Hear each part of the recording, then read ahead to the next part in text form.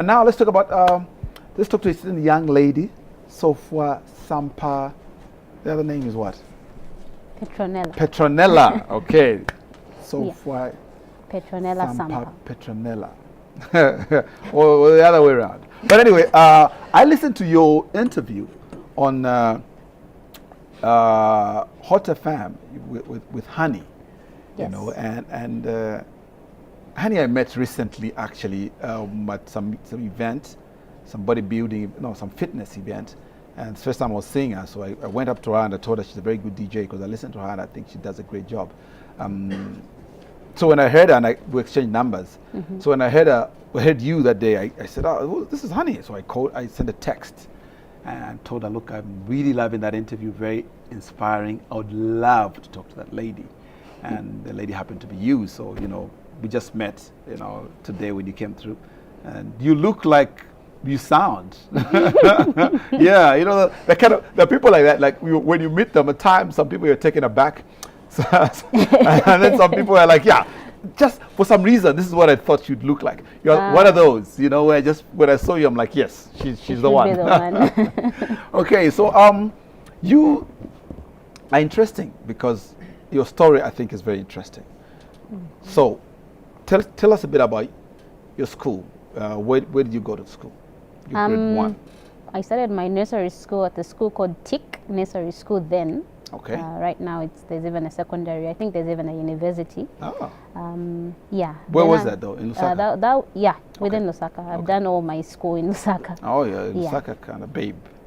Okay. Yes. All right. So yes. So your secondary school? Yeah, I did my primary at Mary Queen of Peace Girls School, and then I did part of my secondary at TIC again. Then I later went to Rosebank, which is a school in Chilanga. Okay. Now, tell us about what happened to you when you were in grade 11, is it? Or when you were 17, actually, when you were 17. Okay. Yeah.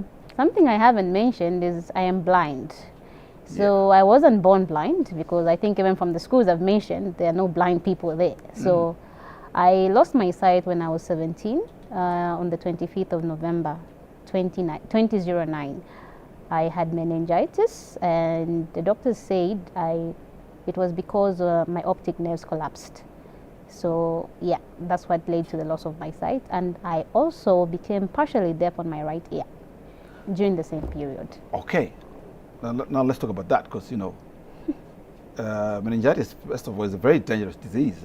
So a lot of people, we've heard a lot of people dying from meningitis. So it's good you survived. But tell us about that period when what happened when you say your nerves collapsed. Did you physically collapse as well? No. Okay, so what happened is I was born with HIV. Okay. So I struggled a bit with adhering to medication from the time I discovered I was living with HIV.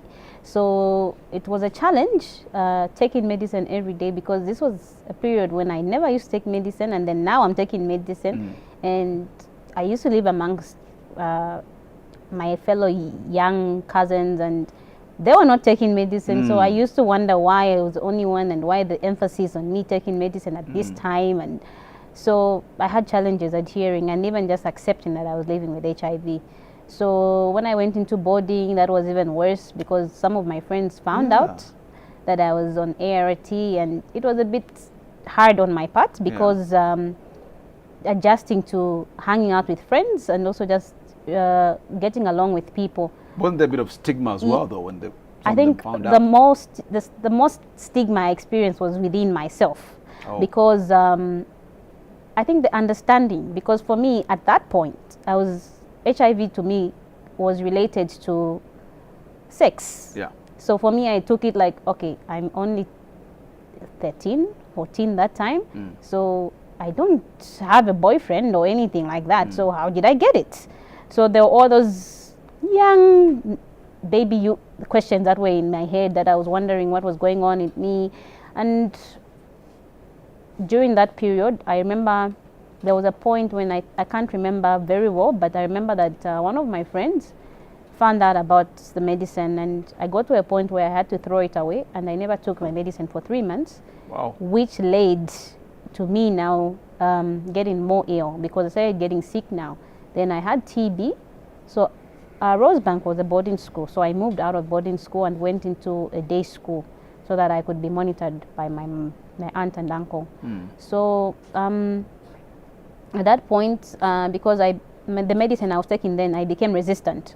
Yeah, after having stopped. Yeah, for 3 after months. having stopped, and also the TB that came in. So they had to stop me on that medicine and put me on what we call the second line medicine. So when I started taking that medicine, I had difficulties adjusting because it was quite too strong, and I had a lot of problems. They were too big for me. Those were my complaints. To swallow. To swallow, yeah. Okay. And I got a bit of a challenge taking them every day. It was like, why should I take this? So I actually gave up on life, and I told myself, I think, Appa, this is time for me to just die. Wow. And thanks to my family, they were very pushy, and they wanted me to survive. So they made sure I took my medicine.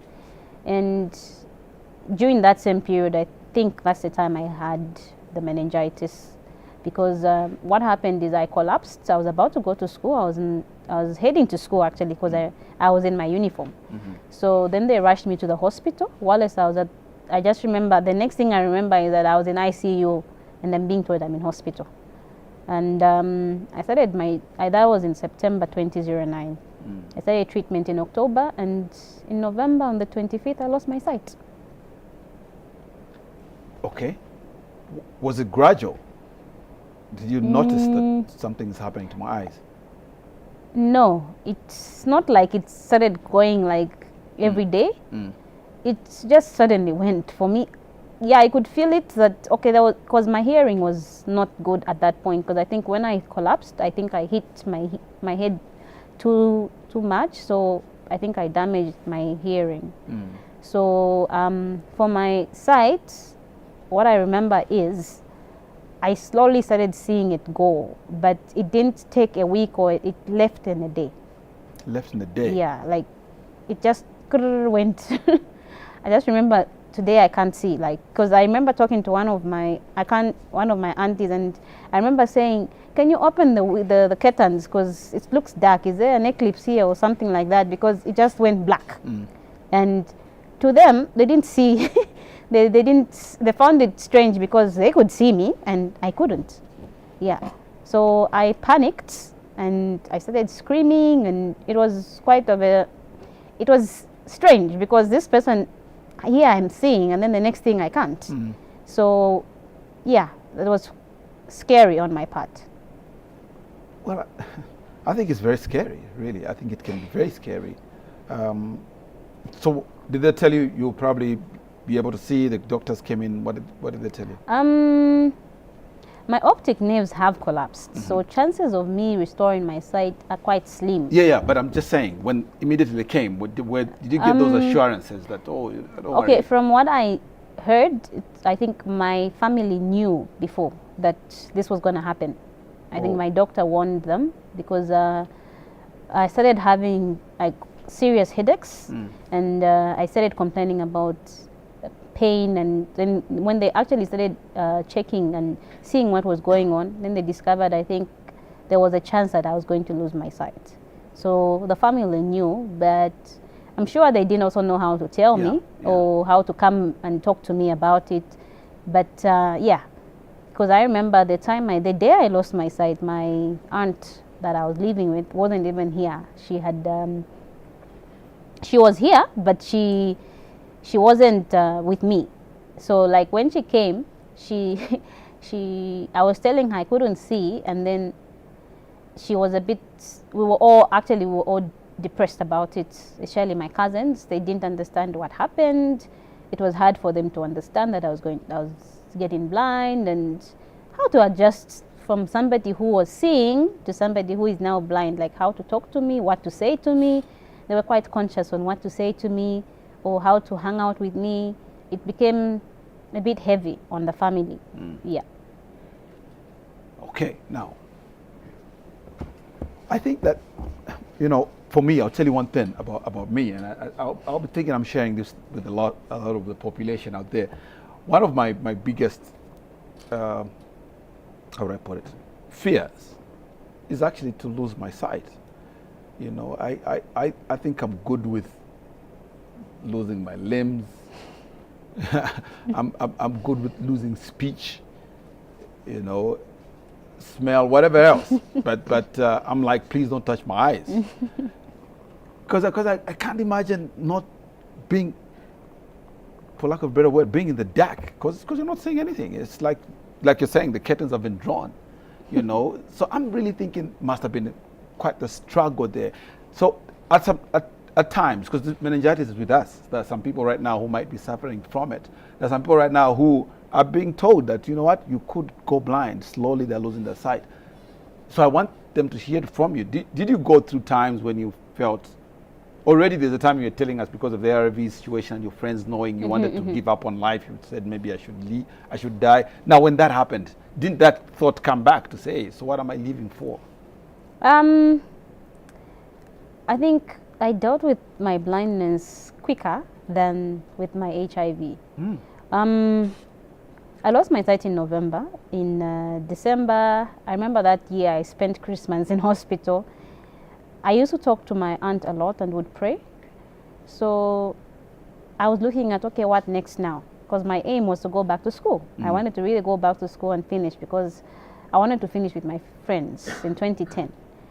But they told me it wasn't possible because I'm now blind. So I had to adjust to what I'm doing now. So, so I said, okay, fine, then let's find a school for me to go to. And in January, I started learning Braille. I started learning Braille. By March, I was done with Braille. The first 2 weeks was a bit of a challenge because it was like, I'm going to be hanging out with blind people. And for some reason, when I was with my family, it didn't really click that I was blind now, because I saw myself as the same person. But now when I went and met the others at the library, the Zambia Library Culture and Skill Center for the Blind, that's when I think it sunk in. And I remember actually crying about it. And but the more I started talking to them and listening to their stories and how some of them lost their sight, how some of them have been born like that, I started getting some courage, and I felt much better because I was amongst people that also maybe I could talk to. And I remember one day, I don't know where we were going with my aunt in the car, and she was saying, I can't wait for you to start seeing again. And my response was, at least you still have me. It's better a sight is gone than my life. Because today we would have been talking about something else. We would have been talking about maybe a dead me. So I think it's worth not having my sight, but at least I still have my life. So I think also, from what I said also, it also helped her and also the family adjust to that. Yeah, some people had problems because even like how to guide me, it was a challenge. And for me, I wanted people to just not look at me differently, because I was still the same person. The only thing that changed was I can't see anymore. So I wanted life to still remain the same, but as usual, it wouldn't have been, because now I can't see. So there were certain things that had to be put in place, and just to be aware of the situation and my surroundings also. Yeah. Okay. So you seem to have adjusted pretty well, you know, which I think is a real big ask, and I think a very, very encouraging then, because then it means that, for lack of a better term, there's life after blindness. Yeah. In my mind, I'm like, you know what, maybe take me away if you're going to take away my sight. But looking at you, and you're even from radio, you're a happy being. I can feel your happy soul. I think there's certainly hope in that sense. But I know that you've traveled, Diva. Tell us about that. Okay. As in out of the country, because then I'm thinking somebody's supposed to be holding your hand throughout. So how do you end up traveling? And I hear you traveled alone somewhere. Yeah. So I took part in the Mandela Washington Fellowship last year. I was picked as a civic leader because I've decided, after I lost my sight, I want to be fighting for rights for persons with disabilities and also those living with HIV. I've seen a lot of problems amongst the youth in relation to HIV and also people living with disabilities. Certain things that we overlook as a country and also even in our own homes. So I took part in the fellowship and it was amazing. I was excited going, but then it started sinking in as time started coming, as the time started drawing closer. So I left Zambia on the 15th. We were 42 Zambians that 15th of June. Last year? Yeah. Okay. So we were 42 Zambians and I was excited because I knew I was with Zambians. Then we got to South Africa and then the flights, some flights were not together. So there were some flights, like for me, I was flying from South Africa to Germany using South African Airways, and then Germany to Chicago, and then Chicago to Pennsylvania, where I was supposed to be. So most of the people I was going with from Zambia now, when we got to Germany, to South Africa, that's when everybody went their way, because not everybody was going to the same school I was going to. I was the only Zambian actually going to Pennsylvania. To Pennsylvania, Pittsburgh. There were actually two of us from Zambia. One was going to Philadelphia. I went to Pittsburgh. So when I got to Germany, then I felt that I was alone and I started to worry. I was very scared, but the air hostesses and the people around, the people that we assigned were very helpful. So I also informed the USAID government and IREX, which is the people that help with the Mandela Washington Fellowship. I told them that I needed help, so that because this was my first time traveling out of the country and it was scary, so I needed somebody to guide me or to help me out, and also to alert the other fellows, because all over Africa there were 1,000 fellows that were participating in the fellowship. So they asked me, I asked them rather to just tell some people to help me out. So when I got to Germany, I sat there, because we got there at 6 and my next flight was at 10. So I sat at the airport and I was very worried because they took me to the VIP. My other fellows were also in their own way, wherever they were put. But I was alone in the VIP. And I started to pray. I said, "Dear Lord, I don't want to die on a plane." I think this is the worst experience I've even if I know I love taking challenges, but this, I pray I arrive wherever I'm going, and let somebody at least know where I'm going. So then they came to collect me and put me on a plane. So there was this guy that read the notice saying that in case you see Nsofwa, and they sent my picture also, please help her. So he was going to another school, but he's from South Sudan. So he said, "You and Nsofwa?" I said, "Yes." "The blind girl?" I said, "Yes." And I was not wearing my glasses, but I had my stick, my walking cane. And he was like, "Oh, okay." And he held my hand. I'm like, "Yes, I am blind. I cannot see anything." Now here, let's pause there for a while. Let's just remove yours. So see how she looks like. Yeah, so it's very difficult to think that she's blind, isn't it? Yeah, most people don't have a lot of problems accepting that I can't see. I have a lot of confrontation over that. So as we were going, he rushed me because we were actually late. My flight was actually almost leaving. So we checked in because we had to recheck in Chicago so that I can get on my flight. So I just got on, he rushed me, and then we had some fights. This man wanted to put me on a wheelchair. So I sat on the wheelchair. I said, "Look, my legs are okay. It's my side. So please, they're not helping me by putting me on a wheelchair. I'm actually late. They're going to make me miss my plane." So I said, "Let's just run."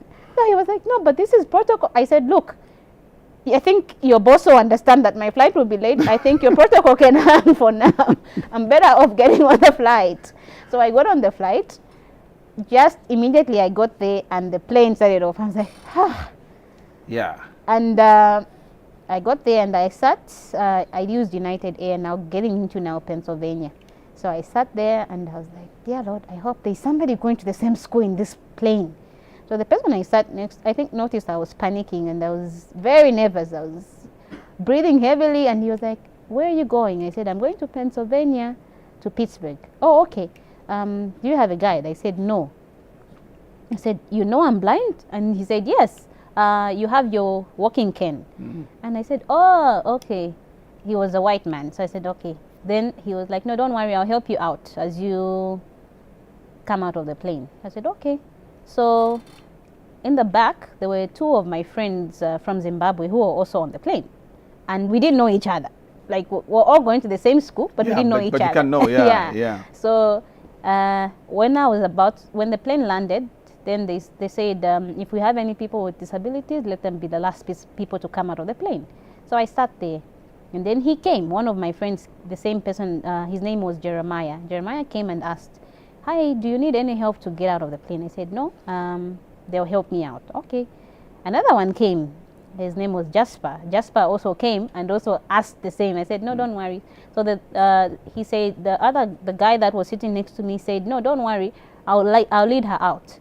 So just when before I could leave the plane, the air hostess came. She said, no, don't worry, we'll take her, because she's a Mandela Washington fellow, so she's supposed to be taken to her people. So they laid me to my people, and I was very excited. I was at least calm. So you arrived, you're in the U.S. now. Maybe just give us, what are some of the memorable moments that you had there, while you were there? Okay, I think the most memorable moment is when I got onto the roller coasters. That was a challenge. No, but I want to understand you, because I know why a roller coaster, for instance, is memorable for most people and scary, because you're able to see that you're about to crash, but you're not going to crash. So how is it memorable for you? Because I could feel it, and I could hear myself scream. But okay, that was not nice. It wasn't nice. I think also, I don't know, actually, I'm going to reverse this, because if you don't know, it's more scary than when you know. Yeah, so okay, it was okay. I told myself, I need to do this, so yeah. I'll just ignore that I'm on it. But as much as I was on it, I could still feel it, despite not seeing it. Yeah. Yeah, so it was one of the scary moments. And also meeting different people from different African countries, I think was one of the most amazing thing. I learned different things from different people within my African friends, and also even from the American people, how they deal with, for me, my interest there was disability. So how they cater for people with disabilities, how are they helping people with disabilities, how are they helping people in the health sector, for instance, people living with HIV, what have they done, and what can I learn from them? So it was a very good experience for me, and I enjoyed it, and I learned a lot, because I learned that one of my greatest one of my greatest lessons was that to be a leader, you don't have to be the one to direct, but you have to serve, because serving helps you also work with your people, because you're working hand in hand, and they listen to you, you listen to them. Because mostly, one thing is, when you're in the leader, you think you know everything, when it's not always the case. Sometimes you have to learn from different people and also put it in practice. You need to stand by your rules and regulations, because everything, for it to go fruitful, you have to have a guideline, you have to have objectives, you have to have vision, you have to have goals. So everything doesn't just move. Even as I was coming here, I knew I was going to come here and I'm going to go this way and this way. So you always have to have a goal in your life, because if you don't have one, then why are you here? Yeah. So that's one of the lessons I really, really loved, and it has also helped me in my club that I'm creating, which is I'm calling it a positive movement, which is I'm trying to look at disability positively and not negatively, like somebody I know. Yeah. Somebody? What do you mean somebody you know? Yeah. In a way, you're so scared of being blind, because I never thought I was going to end up one day not seeing. Yeah. So how does somebody deal with such things? And also to not look at disability like it's the last thing on earth. There's more that we can do even with our disability, because like somebody says, when you lose one of your senses, you gain a sixth one. So you learn some strength from it. So for me, that's how I'm looking at it. I'm trying to also work with people with disabilities to stop feeling sorry for themselves, but to become more empathetic with the way they deal with their lives, and to become more helpful to society, and Like the only way we can do that is we also involve ourselves in life. Yeah. And like sitting down and expecting everything to be done for us. Well, yeah, most people sit down and actually just extend the hand. Yeah. Somebody should give them money. Yeah. Okay. All right. Again, I think your story is very inspiring. But let's talk about you personally, though. You, like I said, you kind of sound interesting on the phone. And you know how humans, as human beings, when somebody sounds good on the phone, you expect that then they look good. You know what I'm saying? Or on radio. I think my colleagues from Rockview will agree with me. Sometimes when you meet a DJ, because of the way they come out on radio, when you meet them, sometimes you can be disappointed. Like, oh, dude. Well, sometimes you can be like, yes, hey, this is what was in my mind. You know, so you, like I said, you kind of look like what I was hearing on radio. You know, so you're a beautiful woman. But now I'm thinking, you know, you like you said, the only thing you don't have is sight. So everything else, you're a very normal person. Yes. So then, if you're a very normal person like the rest of us, then the rest of us will probably have a girlfriend, a boyfriend, and Valentine's, you know, comes along, we receive a couple of flowers, chocolates and stuff like that. So what's your story in that sense? For me, Valentine's is just like a normal day. Okay. Yeah, so because really, if I'm going to be in a relationship, even after Valentine, it will still be there. So yeah, true. It's not really something different. Yeah, I have somebody in my life that I'm seeing. Yeah. Now, funny that you use the word seeing. Oh, okay. Let them wait. Yeah, let them wait. Because when we were talking over the phone, I then said, so I'll see you tomorrow. And then that was me saying. They said, yes, just see you tomorrow. So I'm like, I'm thinking there's only one person who's going to be seeing the other person tomorrow. I see what you mean. Yeah. Okay. So your boyfriend though, is he sighted? Yes, he is. He is. Well, like I said, you're a very beautiful woman. So I'm not surprised. But how did you think that would happen though? Obviously you met him after you were blind. Yes. Okay. And that's the thing. Like, you know, sometimes I go to bed, I dream, I see what I dream, and then I wake up tomorrow and okay, I can't see again. Okay, back to square one. So it's the same thing, even like with him. Hold on. It didn't really matter. Hold on. This is an interesting thought. So when you're sleeping, you are seeing. Yes. Yeah, because we see our dreams. Yeah. But when you're awake, you're not seeing. I'm not seeing. Isn't that funny though? Because when we're awake, we're seeing, and at times we forget that when we're sleeping, we're actually seeing as well. So you at times you prefer to sleep because when you can see. Okay, yeah. So tell us what you see. Yeah. I think maybe because I used to see, so it's the same things I see. So at least I know how a human being looks. I know how animals look. I know how cars look. Yeah. I know how colors look. Yeah. So it's not really something that's strange to me. So you've never seen your boyfriend though? No. So because like we said, when you lose one sense, the others get heightened. Yeah. When you touch his face, can you see what it looks like? All I know is he wears specs. Well, that's like you. Yeah. Oh, he wears specs. Yeah, okay. he wears specs. He's tall. He's tall. Yeah. Okay. Yeah. And he's the opposite of me. I think I'm chubby. He's a bit smaller than me. Yeah. But he's definitely taller than you. Yeah. Okay. So he's practically the opposite of what I am. Yeah? Yeah. Because he can see, I can't. Yeah. He's tall, I'm short. You can see I can't. Yeah, so he's just the opposite of me. Yeah. Okay. So when you're walking, though, you'll be walking hand in hand, and generally that's love. Yeah, that's for others. but for you, it's an added advantage. Yes, and you know, a lot of people when they see us, they're like, "This couple really loves it. They loves each other because they are always walking hand in hand." But then they don't actually understand that it's actually because I can't see. Yeah. And again, what's annoying is I don't normally move with my walking. He doesn't allow me to move with it because he says I'm already your guide. So like, why should you have another stick? But then what he doesn't understand is I'm also moving, so I can bump into a stick, I can bump into a stone, because you won't always be looking down and saying, okay, there's a stone coming in front of you, so you know what I mean. So that helps for that, yeah. Yeah, so the walking cane helps for that. Yeah. So yeah, I've gotten used to it. In the beginning, it was a bit. For me, I don't know if it's me, I don't know, but most people say I'm too confident, but I don't really see it. Like, I don't see any difference in me. I'm still the same Nsofwa that I was.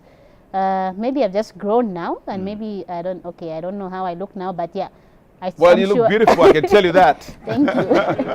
I'm sure I still look the same, but yeah, I'm still the same person.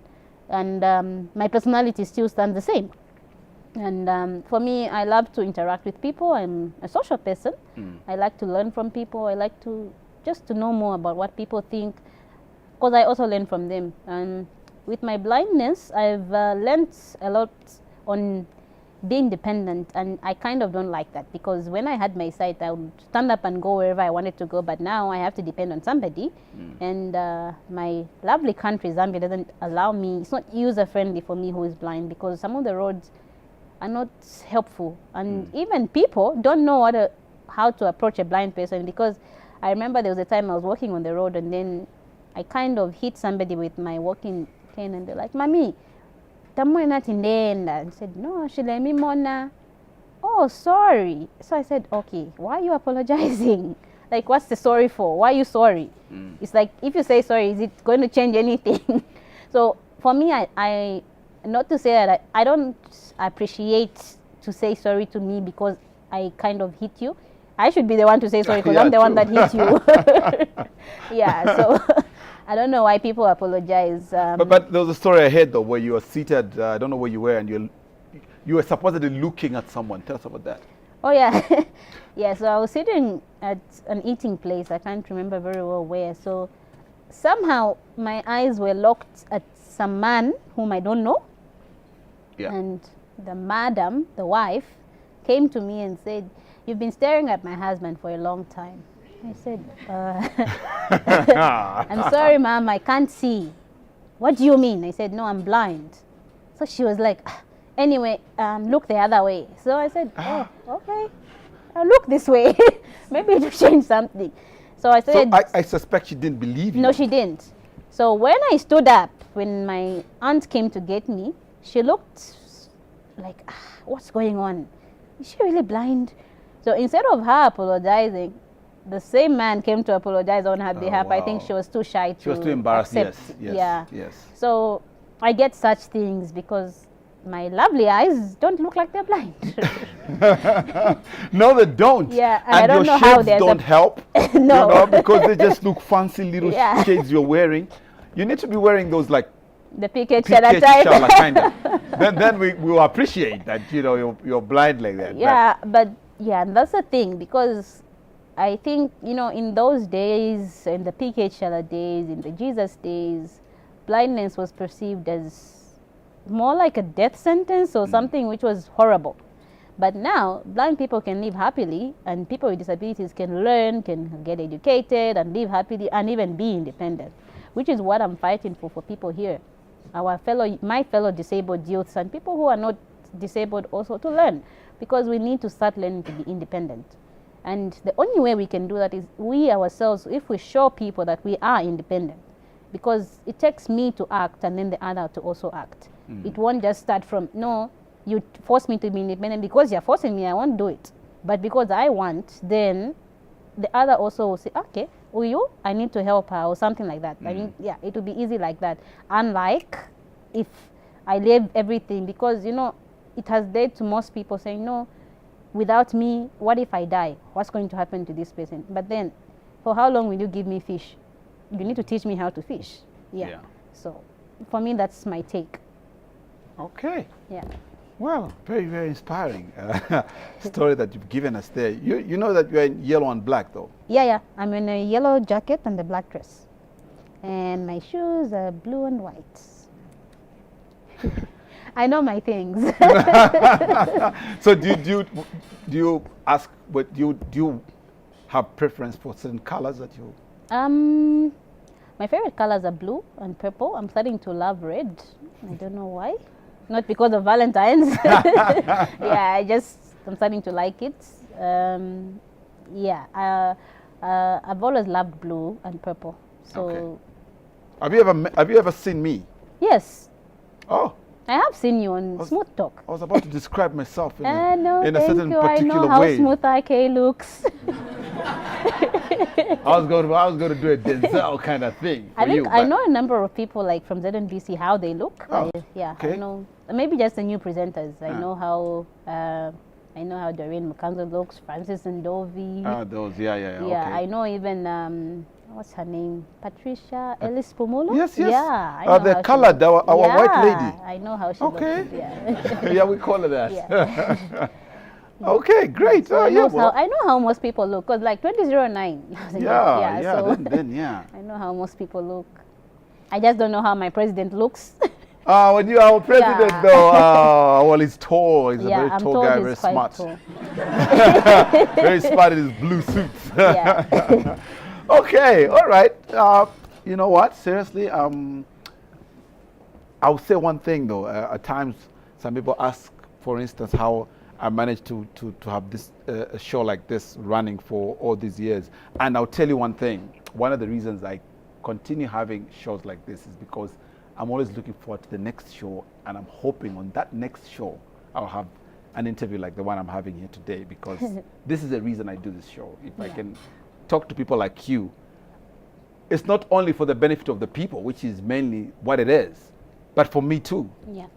Because I get inspired listening to such stories. And I've already told you one of my fears was to be blind, but you make blind look sexy. So I don't think blind is a very bad thing. After all, you can be blind and still live your life. Yes. So, I think that again is something I've learned myself today.